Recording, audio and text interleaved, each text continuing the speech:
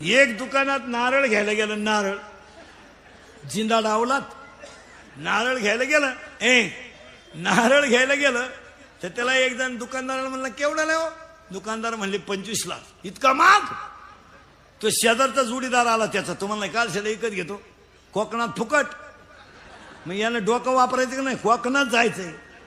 जिंदाड कोकणात गेलं, नारळलाही झाडाला, हे झाडावर चढलं, फटका हाणला, सटकलं, लटकलं, खाली 200 फूट खड्डा.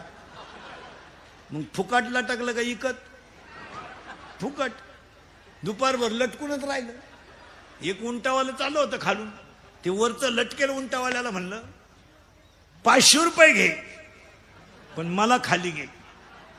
उंटावाला म्हणला फक्त तंगड्या धरायचे 500 आहेत ना. ते राहिलं उंटा उभं आणि वरच्याच्या तंगड्याला बी लागलं. उंटाचं वज हलकं झालं, उंटाला वाटलं वज उतारलं, उंट गेलं निघून. आता हे लटकेलं होतं फुकाट, त्याला हे लटकलं 500 रुपयाला. दुपारपर्यंत लटका लटकीच. मग आता वरचं खालच्याला म्हणतं देऊ का काय तोय 500 रुपये.